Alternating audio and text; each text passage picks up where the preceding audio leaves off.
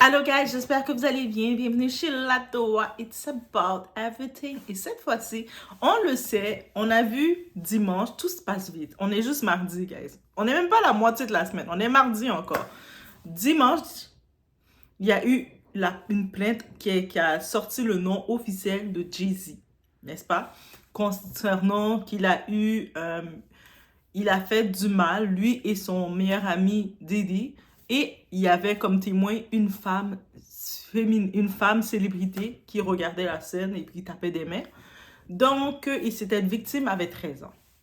Lundi, donc on parle de hier, quelques heures de ça, on a Jay-Z comme bien sûr ses équipes, tout ça, ses avocats, toutes ces équipes qu'il peut avoir, on pointait du doigt sur Tony Buzbee pour faire Tony Buzbee perdre sa crédibilité, dire qu'il est un mauvais avocat, il est un avocat sketchy, c'est un avocat là, déloyable. Il fait du blackmail, il essaie de faire l'extorsion avec les célébrités, nous faire de l'argent. C'est une fraude, c'est une arnaque. Il prend toutes ces victimes qu'il a là, c'est pas des victimes. Bref, c'est ça la campagne de Jay-Z avec Diddy. Les deux, ils sont ensemble. Même Diddy de la prison, ils sont ensemble.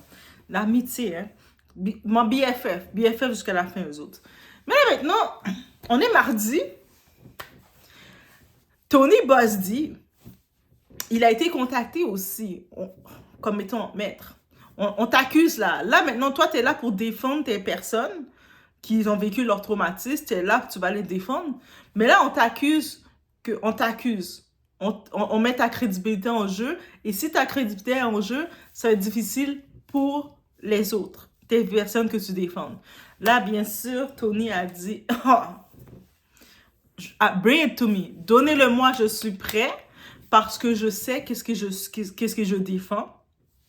Et eux autres, là, ils vont pas venir là commencer à venir nous faire l'intimidation à cause qu'ils ont de l'argent, ils sont riches, ils ont du pouvoir, ils ont des fans et tout ça. Moi, je sais qui je suis. Depuis des années, je suis dans cette profession et je vais continuer de défendre ce que je défends. Et ils donnent du scoop. Ça fait que là, on est dans cette vidéo, on a été installé, on a fait le petit review de tout ça. On est à jour. On y va sans perdre de temps. It's about everything. Et possibilité même donation là. Bof, je dis ça comme ça. Mais je vous laisse sur ce, on se voit.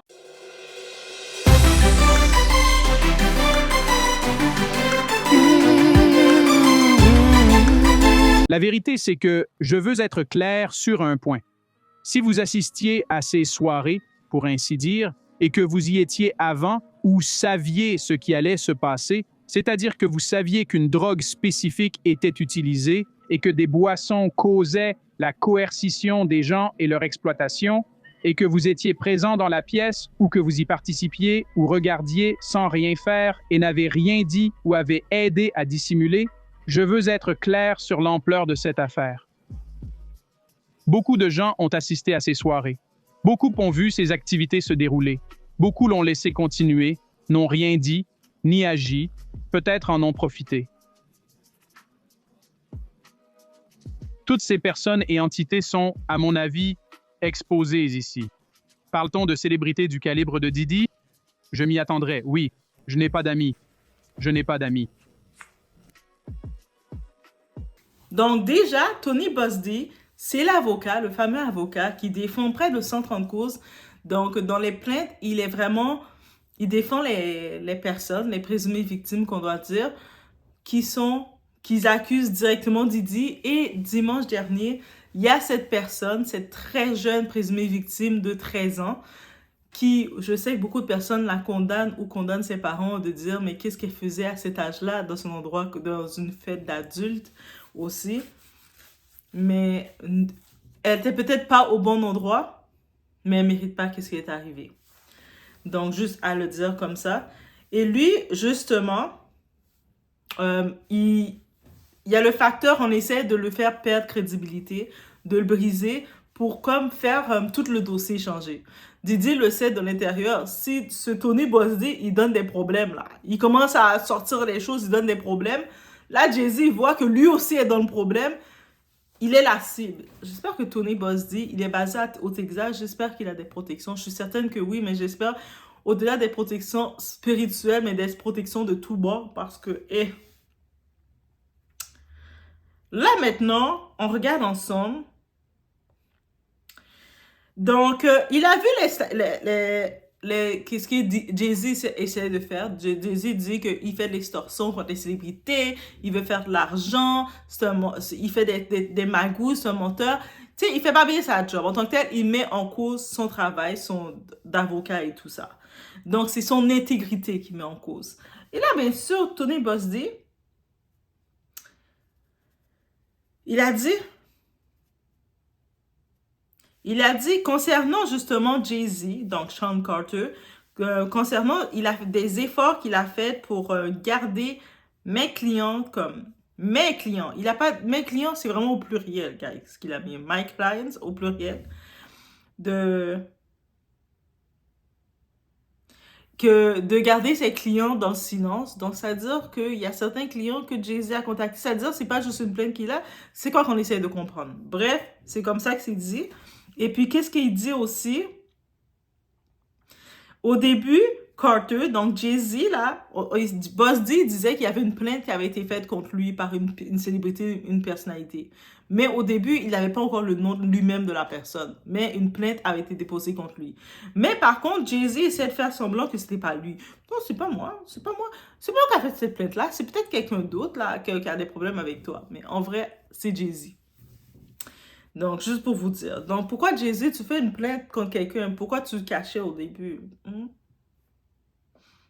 Il avait il avait il avait porté une plainte contre l'avocat et contre sa firme. Parce qu'il avait utilisé justement un pseudonyme pour faire la plainte. Est-ce qu'on suit? Donc, la première plainte qui avait été faite, c'était une personnalité qui avait porté plainte contre l'avocat Tony et sa firme. C'était sur un pseudonyme. Donc, en plus, et puis si on se suit, actuellement, Jay-Z, qu'est-ce qu'il est en train de demander? C'est qu'on expose le nom de la présumée victime de 13 ans. Mais lui, quand il faisait sa première plainte, il le faisait sur un pseudonyme dans l'anonymat. On se suit? Ok, on se suit. Et puis, Tony Bosdy, il est ferme dans sa plainte, dans la plainte qu'elle a. Il dit que Diddy et Jay-Z ont agressé complètement la plaignante qui est identifiée comme Jane Doe. Donc, elle est dans le couvert de l'anonymat. Et c'était lors du Video Music Award, l'après-fête, After Party en 2000. Donc, il est ferme dedans cet événement. Et à cette période, elle avait 13 ans.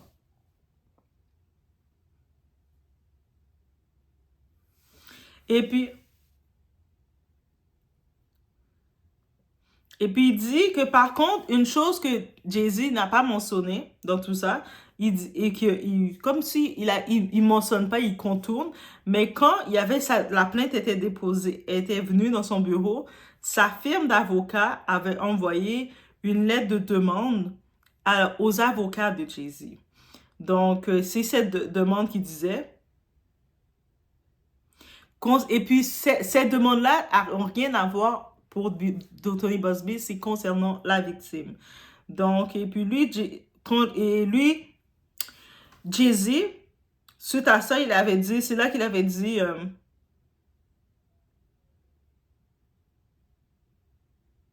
donc, ça veut dire que ça devait se régler de façon confidentielle. Ça devait être une méditation qu'il devait faire. Donc, ça veut dire qu'il y a eu, même si c'est un crime très grave, mais suite à ce crime, avec toute l'exposition que ça va avoir, tout ce que ça va engendrer, dites-vous pour une victime qui fait des faits comme ça, dites-vous que ça va être très éprouvant pour une victime. C'est pour ça que beaucoup de victimes acceptent la médiation, de régler ça à l'amiable et de passer à autre chose, même si au fond, ils vont jamais passer à autre chose, mais parce que c'est chaud pour eux. Les cauchemars, tout ce qui vient avec, c'est compliqué pour eux. Donc, il y en a beaucoup qui acceptent surtout de faire une entente, ok, on donne tel montant et puis on passe à autre chose. On règle ça à l'amiable, dans le silence. Mais lui, notre très cher...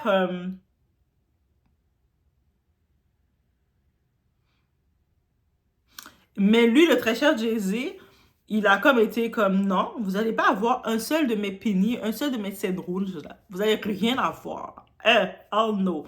Et il a commencé à faire sa campagne. Il a dit, au-delà d'avoir lancé une plainte contre lui, il a aussi lancé une campagne d'intimidation et d'essayer d'intimidation contre la plaignante. Et puis, son comportement, tu sais, on regarde le comportement de Jésus, techniquement, on se dirait qu'il soit présumé innocent, mais son comportement, les actions qu'il a faites derrière, laissent entendre qu'il y a quelque chose qu'il a fait ou pas fait, mais laisse entendre qu'il a plus fait. Ça, c'est juste ses actions. On suit ses actions. Et lui pensait faire l'effet inverse.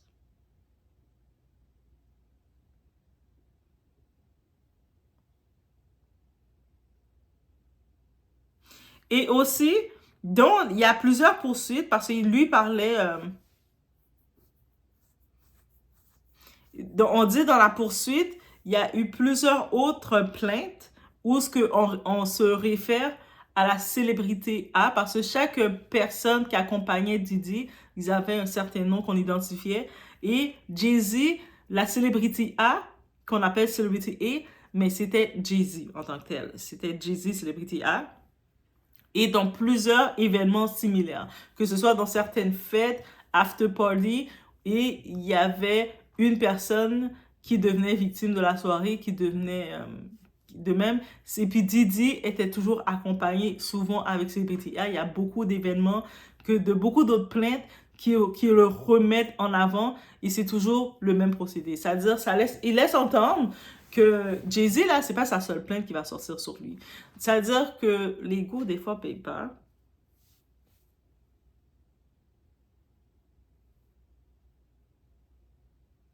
Et bien entendu, Jay-Z, il a sorti une annonce publique avec ses publicistes et aussi dans ses réseaux sociaux de sa compagnie, sur le nom de sa compagnie Roc Nation, pour laisser savoir en date de lundi son innocence et dire que non, moi je suis innocent, j'ai rien fait, je suis innocent, je suis innocent.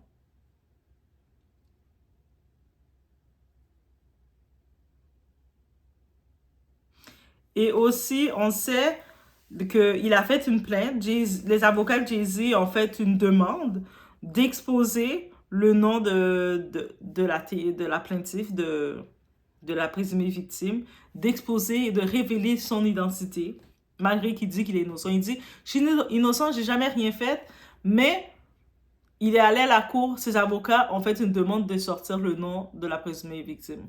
Donc, c'est comme si il y a des actions qu'il fait pour rester dans l'innocence et d'autres actions qu'il fait, il veut le nom de la présumée victime. Mais t'as rien fait. Pourquoi tu veux le nom de la présumée? Bref. Donc, c'est vraiment dans cette partie qu'il a dit. Donc, en vrai, en gros, qu'est-ce qu'on comprend? Tony Buzz-D, il lâche pas le morceau, là. Tony Buzz-D lâche pas le morceau. Il se laisse pas impressionner par qui que ce soit.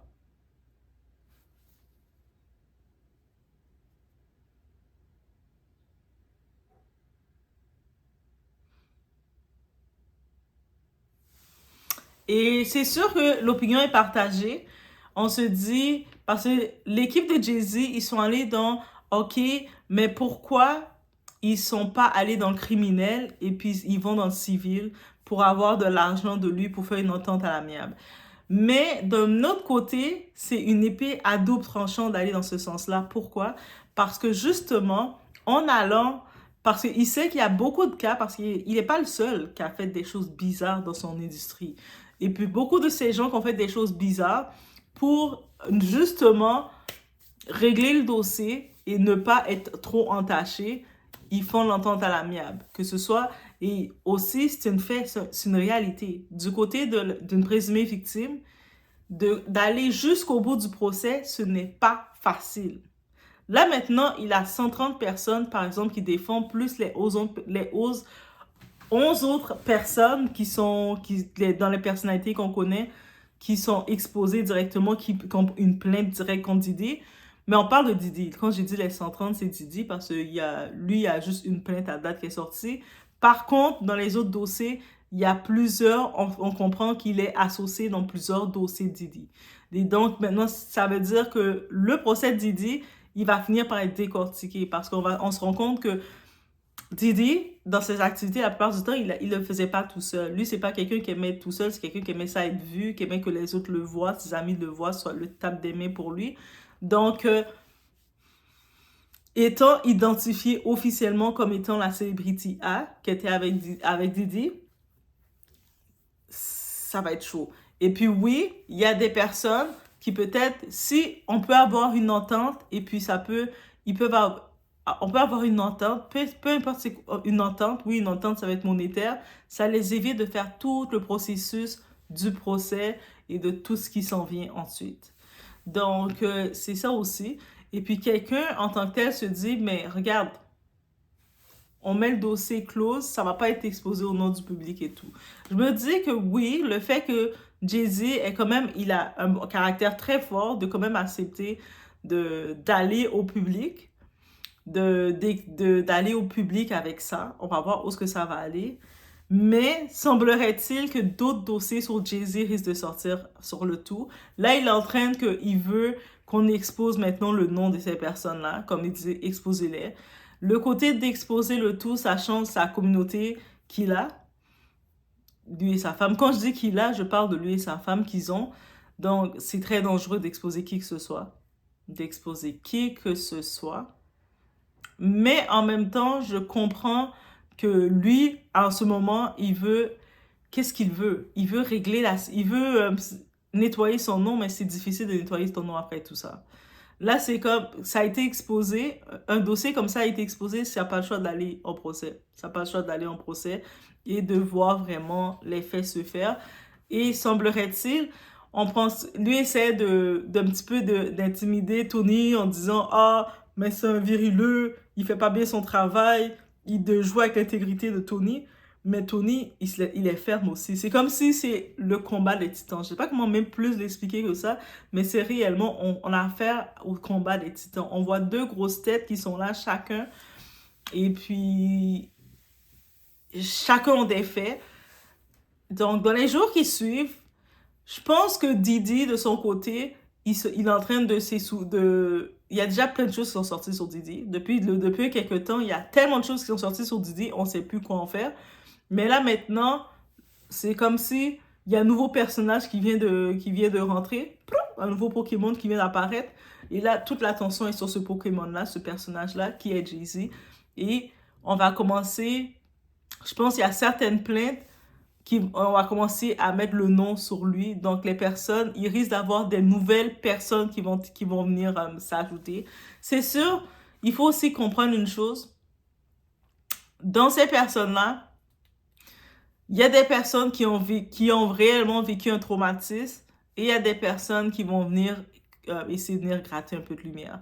On le sait, j'en profite d'ajouter parce qu'il y avait une certaine femme, une certaine Misha qui était sur les réseaux, qui commençait à parler. Elle disait techniquement que c'était elle, la femme. Vous savez, quand l'autre femme qui a dû s'exposer, dire elle était qui était l'ancienne femme du genre d'hockey. Mais en vrai, cette certaine Misha essayait de dire, de prétendre que c'était elle. Ben, c'est pas vrai, ce n'est pas elle. Et certaines personnes disent que c'est du côté de Didi qu'ils ont envoyé quelqu'un pour tourmenter. Est-ce que je pense qu'il a fait ça? Je sais pas. Mais ce que je peux comprendre, que oui, il y a beaucoup de personnes qui vont se créer des fausses histoires pour faire leur petit moment, leur petit 15 minutes, leur petit moment.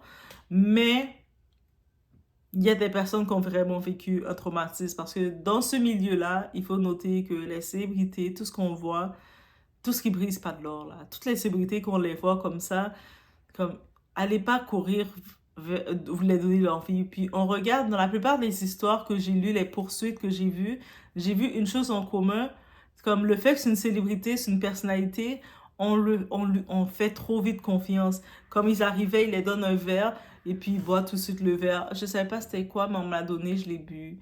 Comme, je savais pas c'est quoi, on m'a dit de signer, je l'ai fait. On m'a dit d'aller là, je l'ai fait parce que c'était telle personne. Mais non, il faut pas faire ça. Il faut garder son discernement, même si c'est une célébrité. Peu importe la célébrité, vous êtes vous-même une célébrité. Donc, c'était ce petit point que je tenais à ajouter. Donc, on suit le tout, l'actualité sur tout ça. Mais je suis contente de voir que Tony Bosdy, il est ferme. Il est ferme, il sait dans quoi qu'il s'embarque. De s'embarquer dans des personnalités aussi connues, tout ça. Ils vont jouer le jeu, ils vont faire de la manipulation. Dans les jours qui suivent, les équipes PR, on va voir leur équipe de relationnel. Ils vont vraiment jouer la manipulation avec nous. On va voir des photos de famille sortir, d'essayer la famille. Didi a essayé cette tactique-là. Il le fait encore. Mais là, c'est un petit peu compliqué. Mais il le fait. Il essaie de le faire avec ses enfants. Mais on va le voir du côté de Jay-Z. Et puis, l'ironie de tout ça, on se rappelle quand Didi était tout seul en train de se faire arrêter, de se faire prendre. Et quand il s'est fait arrêter, Jay-Z était très silencieux. Mais je peux comprendre pourquoi il était silencieux parce qu'il sait qu'on l'a tellement associé. Il est tellement proche, associé à Didi qu'il voulait pas être trop mis devant et puis que le monde commence déjà directement à le soupçonner. Donc, il est resté très discret. Mais là, il a plus le choix de refaire ses apparitions et puis il va jouer le PR. On va voir beaucoup de PR. En plus, il y a sa fille qui vient de sortir son film. Donc, on risque de voir beaucoup de violon. Des oh, mais il est gentil finalement. Laissez-vous pas berner par ça. Ok. On suit le tout. On se voit au prochain.